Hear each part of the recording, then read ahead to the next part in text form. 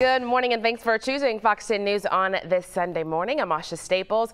First, checking in now with meteorologist Matt Barentine for a look at our Sunday forecast. And Matt, we got some early morning showers. Yeah, we got a few around this morning, which is good to see. That helps to get things going here today. Let's go ahead and check out the temperatures. It is mild and muggy here to start the day. We got 76 in Mobile and in Gulf Shores, 80 though in Pensacola, 81 in Destin here at this hour. So a muggy start. Here's those showers Asha was talking about.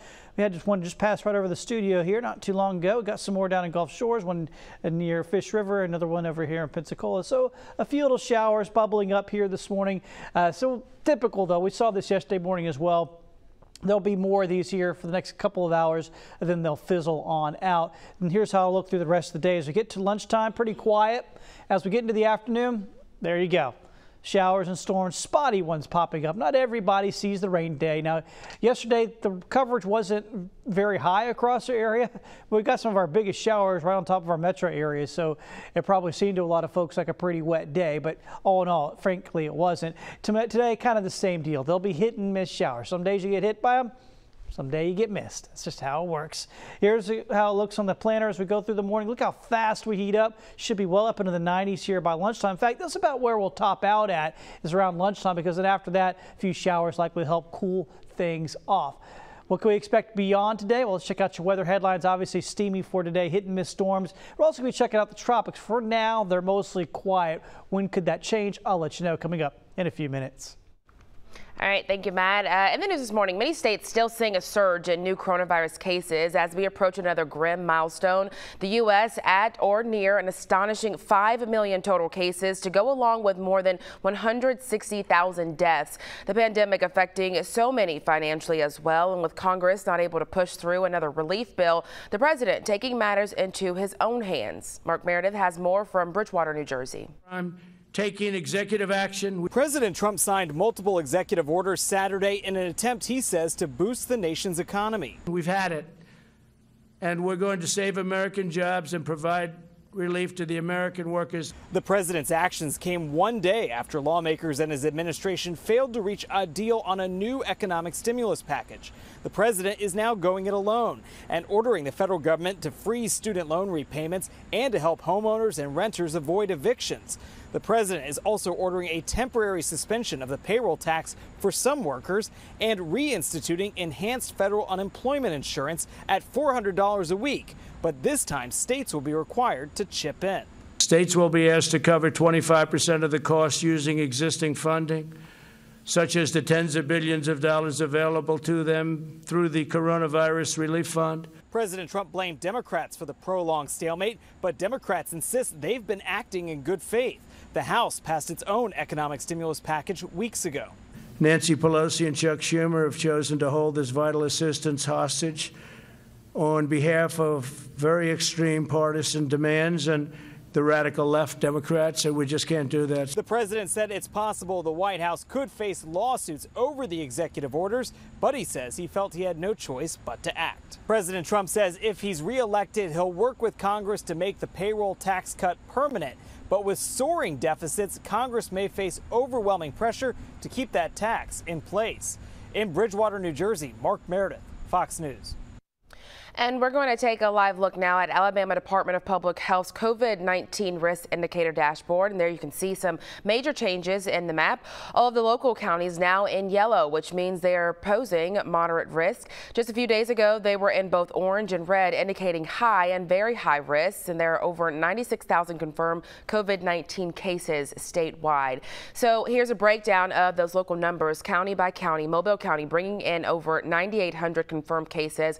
Baldwin has more than 3,500. Escambia County over 1,000 confirmed cases. Clark County 652 and Washington County over 380 confirmed cases. Moving day like no other at the University of South Alabama. College students excited to tackle a new school year with a lot of changes, of course, because of COVID-19, starting with move-in week. Before heading to the residence halls, students and visitors had to pass a health screening when they got to campus. Each student was allowed only 2 people to help them move into the dorms, and they had to arrive during their chosen appointment time. And of course, masks had to be worn at all times. Parents like Lorenzo Harris say there was a little hesitation choosing to send his son to live in the dorms, but he says he's confident in the precautions the university is taking. For the most part, I don't see it no different than doing regular public activities, going to Walmart, shopping, and anything else. So. Students say they really appreciate how Organized South has made the move-in process, considering how overwhelming it is for them. Classes are set to begin on the 17th, just days shy of their original start date that was pushed back due to the pandemic. And Baldwin County hosting 3 ribbon cuttings tomorrow to kick off the 2021 school year, and they're not giving tours, but social distancing is highly recommended. The schedule for the ribbon cutting begins at Orange Beach Middle School at 10 in the morning and followed by a second ribbon cutting in Foley at Florence B. Mathis Elementary School at 12:30. And the final ribbon cutting is scheduled for 3 p.m. at the Bell Forest Elementary School in Daphne. And those are not the only additions coming to Baldwin County. A new collaborative learning center coming to Gulf Shores Elementary. The new Science, Reading, Technology, Engineering, Arts, and Math, or STREAM Center, will feature 6 new flexible classrooms, 2 STREAM labs, breakout spaces, and outdoor learning areas. They say every space will be utilized for learning purposes. Construction on the center is expected to start this month and is set to open next August. Students in Baldwin County head back to school this week, on Wednesday in fact, and parents there getting a choice to either send their students to school in person or online. So far, online classes are seeing much growth, more than 23 times the normal amount of students enrolled online. That's about 7,000 students in total. Superintendent Eddie Tyler says that will help with reducing the number of students in person classes to slow the spread of coronavirus. Students at the Baldwin County Virtual School will have until August 27 to move back to the classroom. After that, students can only move back at the end of each quarter for elementary students and each semester for older students. And tomorrow is what would have been the first day of classes for students in Mobile County Public School System. Instead, the superintendent made the call a few weeks ago to push the opening date back to September 1st, and students will learn remotely for the first 9 weeks. The county's top educator says it's best for the 53,000 students and 8,000 staff he works for. The situation will be reevaluated at the end of the first quarter to determine the best path forward. We have the school system's Keeping Our Kids Safe plan on our Fox News app right now for you to check out. And Saraland City Schools already having to execute their plan of action when at least 5 of their students were possibly exposed to coronavirus. The 5 are in quarantine and will continue learning online. The news coming just a day after Saraland City Schools reopened their doors. The person testing positive was at school Thursday for the district's first day of class. The Saraland Schools says they immediately started contact tracing for anyone within 6 feet of the positive individual for more than 15 minutes. The coronavirus pandemic giving rise to an expansion of homeschooling. Doug McElway takes a look into how it's working. My oldest daughter was enrolled in a private school and was being bullied. The bullying didn't stop, so Jamie Gaddy began homeschooling her eldest child. 15 years later, she's homeschooled all 6 of her children. Now, as editor of Homeschool.com, she's being besieged with calls as stressed-out parents seek alternatives to distance learning and hybrid models. You know, if it was me, I would just calmly say, that's it. I'm out. I'm going to homeschool. The Education Department reports that in 2016, 1.7 million American children were homeschooled. We think there's really closer to 4, maybe even 4.5 million before the pandemic.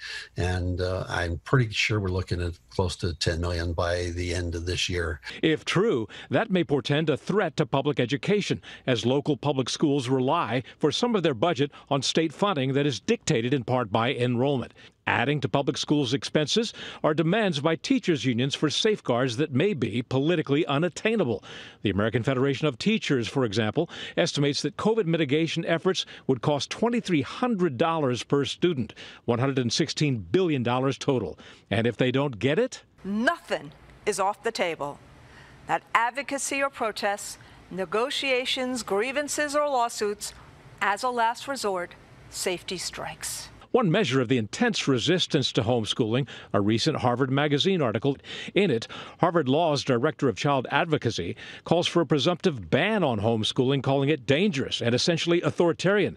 For many homeschoolers, it's a sentiment that echoes the deteriorating quality of public education. It's really important right now in America for parents to take a serious look at what the public schools do to kids. They demand conformity.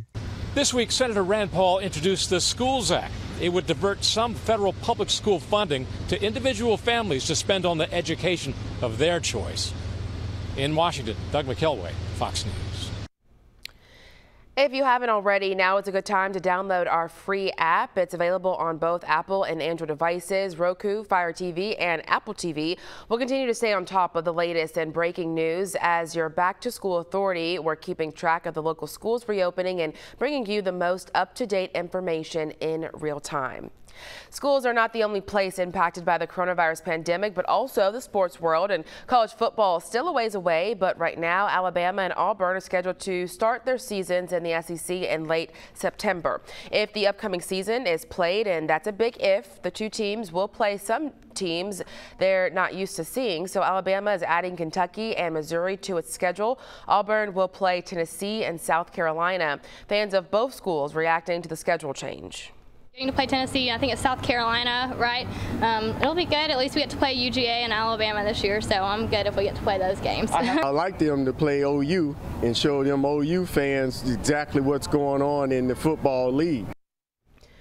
In an effort to keep players and coaches safe, the SEC planning to require masks on the sidelines and tests for players twice a week. If the upcoming season is played, the SEC's 10-game league-only schedule allows 4 teams to begin practice August 17th. The first game will be September 26th.